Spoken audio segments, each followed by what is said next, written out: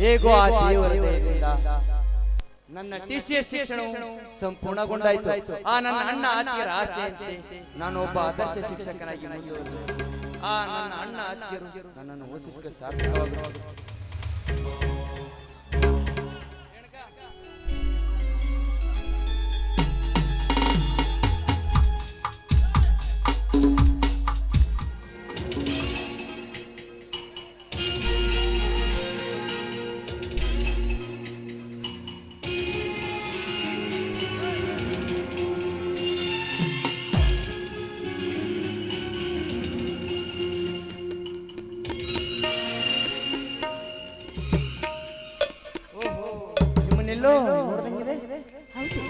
ನಾನು ಕೂಡ ನಿಮ್ಮನ್ನೆಲ್ಲೋ ನೋಡಲಾಗಿದೆ, but ಜ್ಞಾಪಕವಿಲ್ಲ.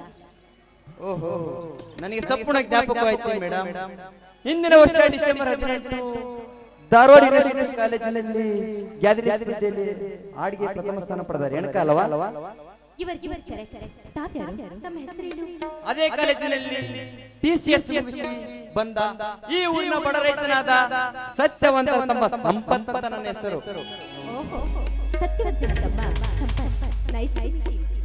Madam, ನಾನು ಸಂಗೀತ ಪ್ರೇಮಿ. ನಿಮ್ಮ ಹಾಡು ನನಗೆ ತುಂಬಾ ಇಷ್ಟ.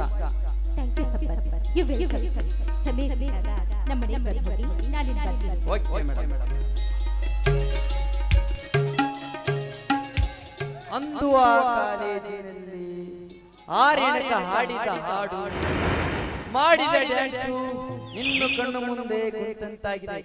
ಇವಳನ್ನು ಪ್ರೀತಿಸಿ ಮದುವೆ ಆಗಬೇಕೆಂಬ ಮನ ಆತುತ್ತದೆ. ಆ ರೇಣುಕಾ ನನ್ನ ಬಾಳದ ಸಂಗಾತಿಯಾಗಿ ಬಂದರೆ ಈ ಜಗತ್ತಿನಲ್ಲಿ ನನ್ನಂತ ಅದೃಷ್ಟಶಾಲಿ ಯಾರಿಲ್ಲ. I love you Renuka.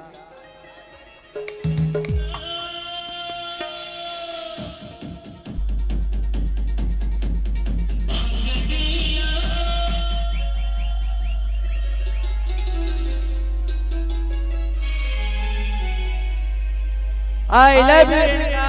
I love you.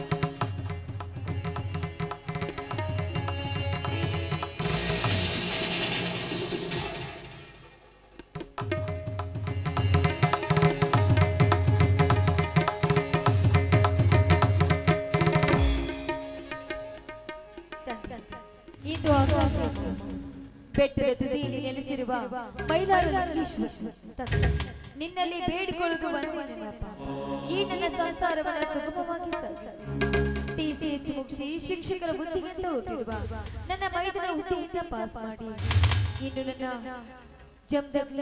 ಆದರ್ಶ ಸತಿಯನ್ನು ಕರುಣಿಸುವಂತೆ ಈ ನನ್ನ ಮನೆತನವನ್ನು ಕಾಪಾಡುವ ಭಾರ ನಿನ್ನಲ್ಲೇ ಕೂಡಿ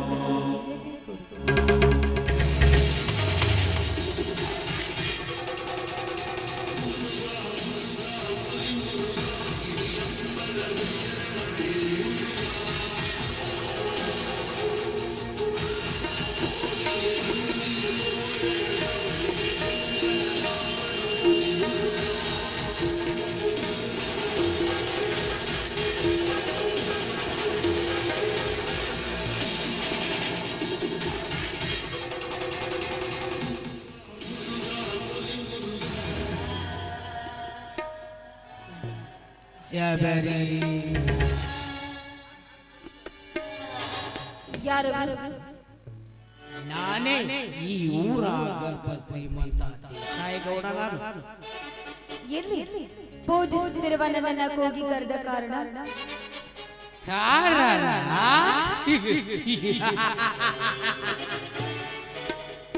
ಬಹುದಿನದಿಂದ ನನ್ನ ಮನದಲ್ಲಿ ಮನೆ ಮಾಡಿ ಕುಳಿತಿರುವ ನನ್ನ ಆಸೆಯನ್ನು ಈಡೇರಿಸಿಕೊಳ್ಳಲು ಏನ್ ಮಾತಾಡ್ತಾ ಇದ್ರ ನೀವು? ಪುಂಗಿಯನಾದ ಕೇಳಿ ಹಾವು ಹರಿದು ಬಂದಂತೆ ಅರಗಿಣಿಯಂತೆ ನಿನ್ನನ್ನು ನನ್ನ ಹೃದಯದಲ್ಲಿ ಸಾಕಲು ನಿನ್ನಲ್ಲಿಗೆ ಹರಿದು ಬಂದಿರುವೆ. ನನ್ನ ಕೈ ಹಿಡಿದು ಹಾಡಿ ನಿನ್ನ ಮನಸ್ಸು ಸಂತೋಷ ಪಡಿಸಿಕೋ. ದಣಿದ ಬಂದ ಈ ದೇಸಾಯಿಗೌಡನ ಮನಕ್ಕೂ ಆಯಾಸ ಪರಿಹರಿಸು. ಮಿಸ್ಟರ್ ದೇಸಾಯಿಗೌಡ, ದೂರ ಸದನಂತ ಮಾತನಾಡೋದ್ರ ಒಂದು ಹೆಜ್ಜೆ ಮುಂದಿಟ್ಟು ನನ್ನ ಮುಟ್ಟಲು ಬಂದಿದ್ಯಾದ್ರೆ ಈ ನಿನ್ನ ಕಾಲನ್ನೇ ಕತ್ತರಿಸಿ ತಾಯಿಯ ಪಾದಕ್ಕೆ ಅರ್ಪಿಸಬೇಕಾಗುತ್ತೆ. ಲೇ ಶಬರಿ, ಈ ದೇಸಾಯಿಗೌಡರನ್ನು ಕಂಡರೆ ಚರಣೆಂದು ಸಲಾ ಮಾಡುತ್ತಾರೆ ಈ ತಾಲೂಕಿನ ಜನ. ಅಂದ ಮೇಲೆ ನನ್ನ ಕಾಲುಗಳ ಕತ್ತರಿಸುವ ಗಂಡುಗಳಿಗೆ ಜನ್ಮ ನೀಡಿಲ್ಲ ಈ ಭಾರತ ಮಾತೆ. ಒಂದು ವೇಳೆ ಜನ್ಮ ನೀಡಿದ್ದೆ ನಿಜವಾದರೆ ಅವರಿಗೆ ಕೇಳಿಗಾಲದ ಕಡಿವಾಣ ತಪ್ಪಿದ್ದಲ್ಲ. ಹೆಂಡತಿ ನಿನ್ನ ದೃಷ್ಟಿಯಲ್ಲಿ ಏನಂತ ತಿಳ್ಕೊಂಡಿದ್ದೀಯ?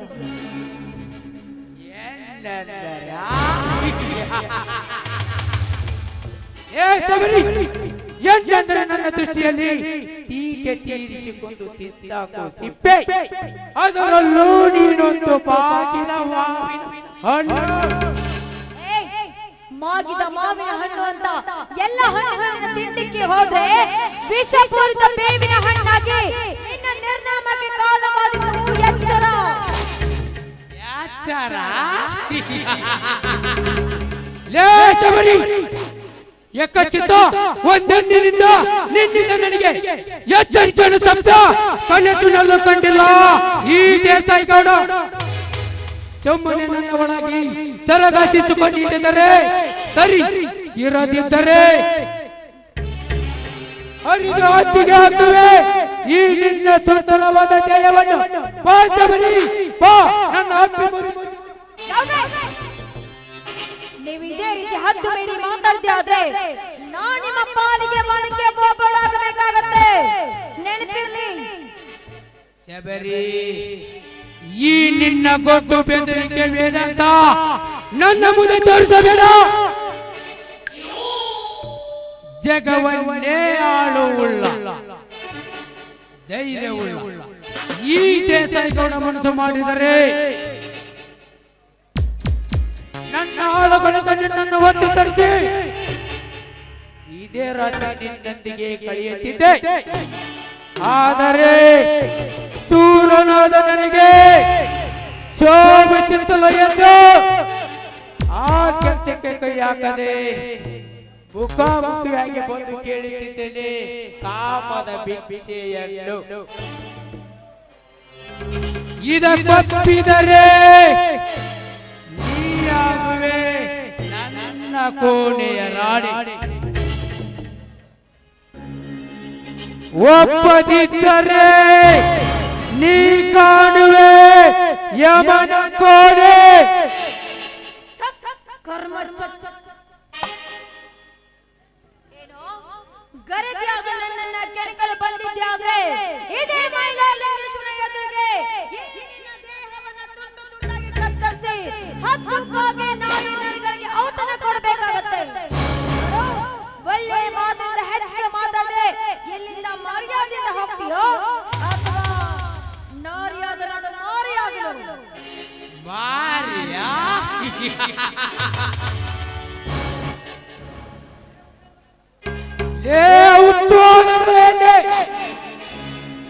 ಮಾರಿಯಾಗುವ ತನಕ ನಿನಗೆ ಸಮಯ ಕೊಡಲಾರೆ. ಅಷ್ಟರೊಳಗಾಗಿದೆ ನನ್ನ ಕಾರ್ಯವನ್ನು ಮುಗಿಸಿಕೊಂಡು ಬೇಟು ಬೇಡವೆ. ಬಾ ಶಬರಿ, ಬಾ ನನ್ನ ಅಪ್ಪಿ ಮುಗಿಸು ಬಾ. ಹತ್ರ ಬರಬೇಡ. ಬಾ ಶಬರಿ, ಒಂದೇ ಒಂದು ಸಾರಿ ನನ್ನ ಆಸೆಯನ್ನು ಈಡೇರಿಸು. ಬೇಡ.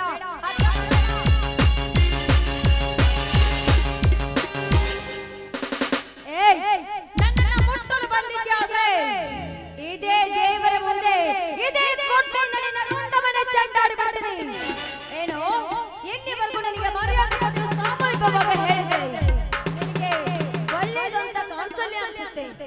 ನಿನ್ನಂತವನನ್ನ ರುಂಡಕ್ಕದ್ದು ಚೆಂಡಾಡಬೇಕು. ಬಾಲಕನಕ್ಕಾಗಿ ಮುಂದಕ್ಕೆ ಇದೇ ದೇವರ ಮುಂದೆ ನಿನ್ನ ರುಂಡವನ್ನೇ ಚೆಂಡಾಡಿ ಬಬಲಾದೆ ಬಾರಲೆ ವೇಳೆ ಹಿಡಿದುಕೋ.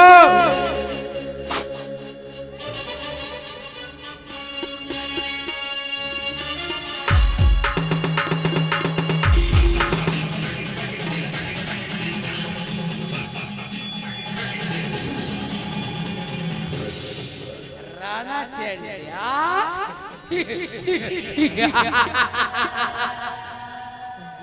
ಶಬರಿ, ಹುಟ್ಟಿಷ್ಟು ದಂಡವನ್ನಾದರೂ ಯಾವ ಪುಟ್ಟ ಗಂಡಸು ನನ್ನ ಮೇಲೆ ಕೈ ಮಾಡಿಲ್ಲ. ಕೈ ಮಾಡಿದರು ಆ ಕೈಗಳು ಸುಮ್ಮನೆ ಬಿಟ್ಟಿಲ್ಲ. ಈ ದೇಸಾಯಿ ಗೌಡ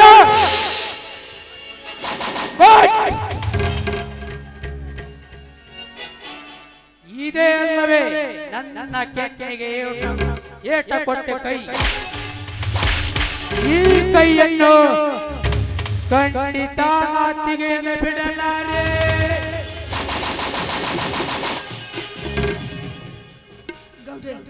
ಬೇಡಿಗೌಡ್ರು, ನಿಮ್ಗೆ ಕೈ ಮುಗಿದು ಬೇಡಿಕೊಳ್ತೀನಿ. ದಯವಿಟ್ಟು ನನ್ನನ್ನು ನಿಮ್ಮ ತಂಗಿ ಅಂತ ತಿಳಿದು ಬಿಟ್ಟು ಬಿಡಿ ಗೌಡ್ರು. ಈ ನನ್ನ ಶೇರವನ್ನ ಹಾಳು ಮಾಡಬೇಡಿ. ಮರ್ಯಾದೆಯಿಂದ ಇಲ್ಲಿಂದ ಹೊರಟು ಹೋಗ್ಬೇಡಿ ಗೌಡ್ರು. ನಿನ್ನ ಕಣ್ಣೀರಿನ ಕಂಬನಿಗೆ ಕರಗಿ ಸಣ್ಣರಾಗಲಾರ ಈ ದೇಸಾಯಿ ಗೌಡ. ಸಮಯ ಕಾಯುತ್ತ ನಿಂತರೆ ದೇವರ ದರ್ಶನಕ್ಕೆ ಮತ್ತಾರಾದ್ರೂ ಬರಬಹುದು. ಅವರು ಬರುವುದರ ಒಳಗಾಗಿ ನಿನ್ನನ್ನು ಬಿಗಿದ ಪೀಡಿದುಕೊಂಡು ನನ್ನ ಕಾರ್ಯವನ್ನು ಮುಗಿಸಿಕೊಂಡು ಬಿಟ್ಟು ಬಿಡುವೆ. ಶಬರಿ, ಯೋಗಿಯಿಟ್ಟು ನಿನ್ನ ಶೀಲದ ಕತೆ.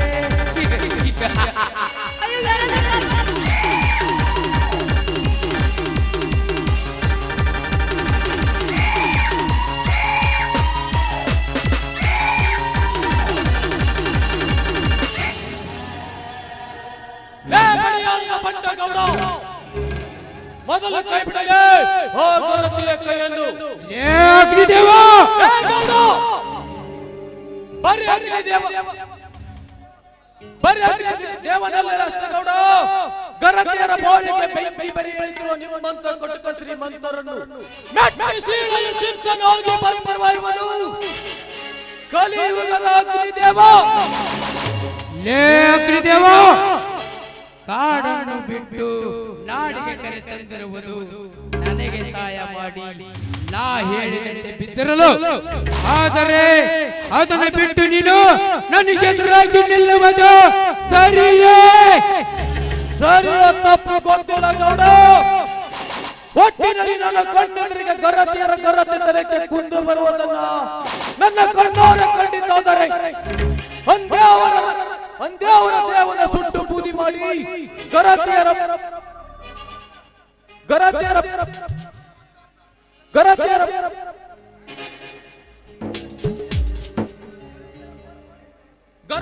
ಪಾದ ತೊಳಿಸುತ್ತೇನೆ. ಹುಷಾರ್.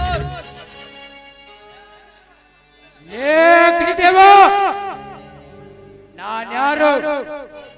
ನನ್ನ ಪವರೇನು?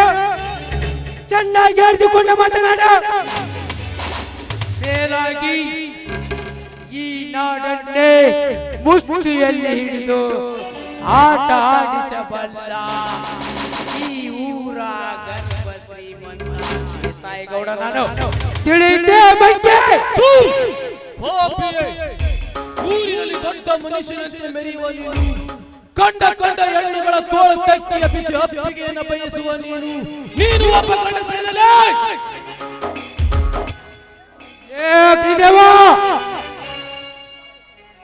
ಮುಚ್ಚು ಬಾಯಿ ಹೇಳಿ. ನಿಮ್ಮಂತ ಗೋಮುಖ ದೃಷ್ಟಿಯ ಗಂಡಸರಿಂದಲೇ ಇಡೀ ಪುರುಷ ಸಮಾಜ ತಲೆ ಎತ್ತಿ ನಿಲ್ಲದಂತಾಗಿದೆ ಗೌಡ. ಆರ್ಯ ಧರ್ಮದ ನಾರಿಯರ ಮೇಲೆ ನಿನ್ನ ಕಾಮದ ಕಣ್ಣು ಹಾಕಿದರೆ ನಿನ್ನ ಕಣ್ಣನ್ನೇ ಕೇಳುವೆ. ಹುಷಾರ್. ಪುಂಡರಿಗೆ ಮಾ ಪುಂಡನಾಗಿ ಪುಟ್ಟದಾಡಬೇಡ ಅಗ್ನಿದೇವ. ನೀನು ನನಗೆ ಎದುರಾಗಿ ನಿಂತರೆ ನಿನ್ನ ತಂದೆ ತಾಯಿಗಳ ಕೊಂದ ಪಾಪಿಗಳೆಲ್ಲರೂ ನನ್ನಿಂದಲೂ ನಿನಗೆ ತಿಳಿಯಲು ಸಾಧ್ಯವೇ ಇಲ್ಲ. ನನ್ನ ತಂದೆ ತಾಯಿಗಳ ಕೊಂದ ಕೊಪ್ಪಿದ ಕುನ್ನಿಗಳ ಸುಳಿವು ನೀ ನನಗೆ ಕೊಡದಿದ್ದರೂ ಐ ಡೋಂಟ್ ಕೇರ್ ಗೌಡ. ನಾನು ಹಣದ ಅಬ್ಬರದಲ್ಲಿ ಈ ಗರತಿಯನ್ನು ಮುಟ್ಟಲು ಬಂದರೆ ಇವತ್ತು ನಾನಿರ್ಬೇಕು ಒಂದು, ಇಲ್ಲ ನೀನಿರ್ಬೇಕು ಒಂದು. ಈ ಗರತಿಯ ಕೈ ಹಿಡಿಯಲು ಈ ಸಮಯದಲ್ಲಿ ಅಗ್ನಿದೇವನನ್ನು ಎದುರಾಕಿಕೊಳ್ಳುವುದು ಇವನನ್ನು ಎದುರು ಹಾಕಿಕೊಂಡು ಬದುಕಲು ಸಾಧ್ಯವಿಲ್ಲ. ನೋಡಿ ಅಗ್ನಿದೇವ, ನಮ್ಮಿಬ್ಬರ ನಡುವೆ ವೈರತ್ವ ತರವಲ್ಲ. ಏನೋ ಒಂದು ಕೆಟ್ಟಗಳಿಗೆ ಇವಳೊಂದಿಗೆ ನಾನು ಈ ತರ ನಡ್ಕೋಬೇಕಾಯ್ತು. ದಯವಿಟ್ಟು ನನ್ನ ಕ್ಷಮಿಸಿ ಬಿಡು. ನಮ್ಮ ಗೆಳೆತನ ಮುಂದುವರಿಸು. ಇನ್ನು ಮುಂದಾದರೂ ಹೆಣ್ಣು ಈ ಜಗದ ಕಣ್ಣು ಅಂತ ತಿಳಿಯುವುದನ್ನು ಕಲಿತುಕೋ. ನೋಡಪ್ಪ, ಸಮಯಕ್ಕೆ ಸರಿಯಾಗಿ ಬಂದು ನನ್ನ ಮಾನ ಪ್ರಾಣವನ್ನ ಕಾಪಾಡಿ. ನಿಮ್ಗೆ ತುಂಬಾ ಧನ್ಯವಾದ. ಅಸಹಾಯಕ ಸ್ಥಿತಿಯಲ್ಲಿದ್ದ ಒಂದು ಹೆಣ್ಣನ್ನು ಕಾಪಾಡುವುದು ಮಾನವ ಗಂಡಸಾಗಿ ಹುಟ್ಟಿದ ಮಾನವ ಧರ್ಮಮ್ಮ. ಯಾರಮ್ಮ ನೀನು? ನಾನು ಈ ಊರ ಬಡ ರೈತರೆನಿಸಿಕೊಂಡ ಸತ್ಯವಂತನ ಹೆಂಡತಿ ಶಬರಿ. ಅಂದಹಾಗೆ ನೀವು? ನಾನು ಯಾರು ಎಂಬುದನ್ನ ದಾರಿಯಲ್ಲಿ ನಡೆಯುತ್ತಾ ತಿಳಿಸುತ್ತೇನೆ. ಬಾರಮ್ಮ ಹೋಗೋಣ.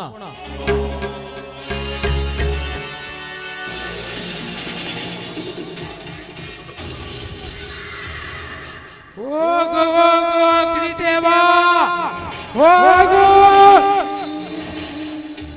ನಿನಗೇನು ಗೊತ್ತು?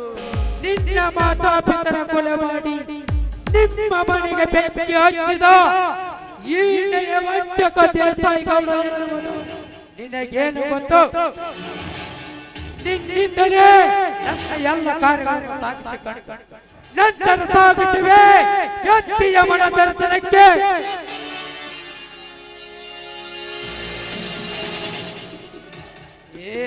ಕೆಟ್ಟ ಸೂಳೆ ಶಬರಿ, ನನ್ನ ಕೆನ್ನೆಗೆ ಬಾರಿಸಿದ ಸೇಡಿನ ಪ್ರತಿಕಾರವಾಗಿ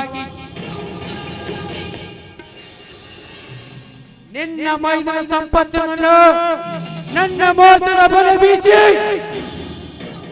ಅವನನ್ನು ನನ್ನ ಕೈವಶ ಮಾಡಿಕೊಂಡು ಅವನಿಂದಲೇ ನಿಮ್ಮ ಮನೆತನ ಚಿತ್ರ ಮಾಡಿ ಅವನಿಂದಲೇ ಕತ್ತಿಗೆಂದ ಕೈ ಕಟ್ಟು ನಿಮ್ಮೆಲ್ಲರನ್ನು ಮನೆಯಿಂದ ಹೊರ ತಳ್ಳಿ ಗಂಡನೇ ದೇವರೆಂದು ನಿತ್ಯ ಪೂಜೆ ಮಾಡುತ್ತಿರುವ ನಿನ್ನ ಗಂಡ ಸತ್ಯವಂತನಲ್ಲಿ ನೀನು ನನಗೆ ತರಗಾಸಿದ ಸೂಳೆ ಇಷ್ಟದ ಬೀಜ ಬಿತ್ತಿ ನಿನ್ನ ಸಂಸಾರದಲ್ಲಿ ದಂಪರಾಟ ಎಬ್ಬಿಸಿ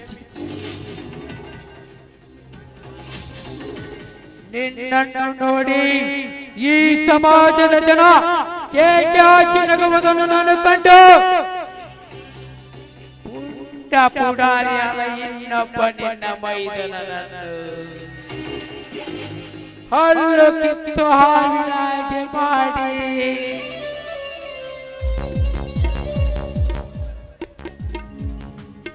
ಉತ್ತನಕ್ಕೆ ತಿರುಗುವಂತೆ ನಾನು ಮಾಡದಿದ್ದರೆ ನನ್ನ ಹೆಸರು ದೇವಲೋಕದ ಇಂದ್ರ ದೇಸಾಯಿಗೌಡರಲ್ಲ.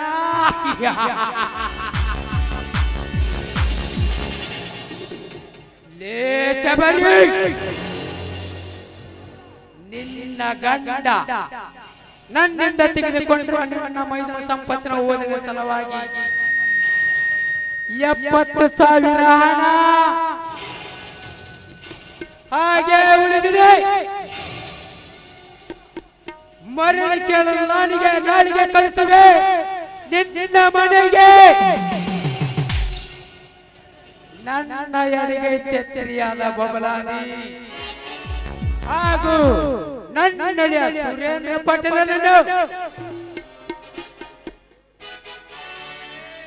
ಶಬರಿ ಮುಂದಿನ ಪ್ರವೇಶದಲ್ಲಿ ತೋರಿಸುವೆ. ಈ ದೇಸಾಯಿಗೌಡನ ಆರ್ಭಟ ಅಂತ್ಯವೆಲ್ಲವಿದು ಆರಂಭ.